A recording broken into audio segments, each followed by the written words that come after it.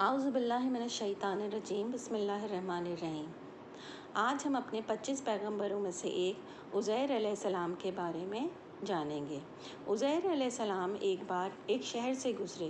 انہوں نے دیکھا وہ شہر تہس نہس ہو چکا تھا اور اس کے لوگ سارے مر گئے تھے۔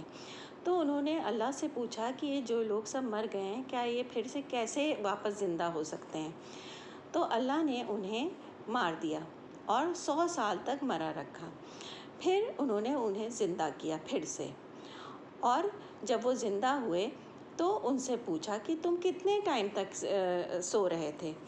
تو انہوں نے بولا 1 دن یا کچھ گھنٹوں کے لیے ہی ہم سو رہے تھے۔ تو ہم جب سوتے ہیں تو وقت اتنی تیزی سے گزرتا ہے کہ ہمیں پتہ ہی نہیں چلتا ہے، اور ہم اٹھنے کے بعد ہی جان پاتے ہیں کہ ہم کتنے ٹائم تک سوئے ہیں۔ سوتے وقت ہمیں احساس ہی نہیں ہوتا ہے کہ ہم کتنے گھنٹے سو رہے ہیں یا کتنے ٹائم کے لیے سو رہے ہیں۔ یہ ہمیں تبھی پتہ چلتا ہے جب ہم اٹھ جاتے ہیں، نیند سے ہم جب اٹھ جاتے ہیں۔ اور نہ ہی ہم خوابوں کو بیان کر سکتے ہیں کہ ہم خواب کہاں سے آتے ہیں، کیوں آتے ہیں، ہم خواب کیوں دیکھتے ہیں۔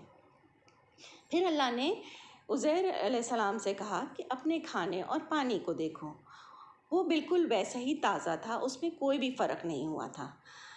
تو اللہ نے کہا کہ وہ کچھ اور بھی انہیں دکھانا چاہتے ہیں۔ انہوں نے ایک گدھے کو دکھایا اور کہا کہ دیکھو میں اس ہڈیوں میں کیسے جان ڈالتا ہوں۔ انہوں نے پہلے اس ہڈیوں میں گوشت ڈالا اور اس کے بعد اس میں جان ڈال دی۔ عزیر علیہ السلام نے اللہ کا بہت بہت شکر ادا کیا اور ان سے توبہ کری۔ پھر وہ اپنے گھر واپس چلے گئے، اپنے شہر واپس چلے گئے، لیکن وہاں کے لوگوں نے انہیں پہچانا ہی نہیں، نہ ان کے بچوں نے، کیونکہ 100 سال گزر چکے تھے۔ صرف ایک بوڑھی عورت تھی جو اندھی تھی، انہوں نے انہیں یاد رکھا ہوا تھا اور وہ انہیں پہچان گئیں۔ انہوں نے لوگوں سے کہا کہ اللہ نے انہیں ایسی طاقت دی تھی کہ وہ جو بھی دعا مانگتے تھے وہ پوری ہو جاتی تھی، اور انہوں نے اللہ سے دعا کرنے کو کہا کہ اللہ سے دعا کریں کہ ان کی آنکھوں کی روشنی واپس آ جائے۔ جب عزیر علیہ السلام نے اللہ سے دعا کری تو اس عورت کی آنکھیں واپس آ گئیں۔ ان کے بچوں نے بھی ان کی ایک نشانی تھی جو ان کے جسم پر تھی، دیکھ کر انہیں پہچان لیا۔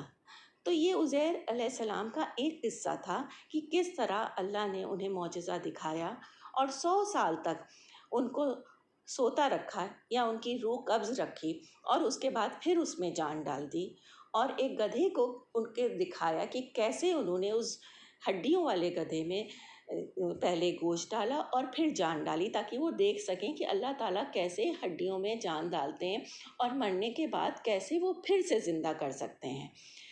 تو یہ تھی عزیر علیہ السلام کی ایک چھوٹا سا قصہ۔ اس کے بعد ہم ایک اور قصہ انہی کے بارے میں آگے جانیں گے۔ اسی کے ساتھ اللہ حافظ۔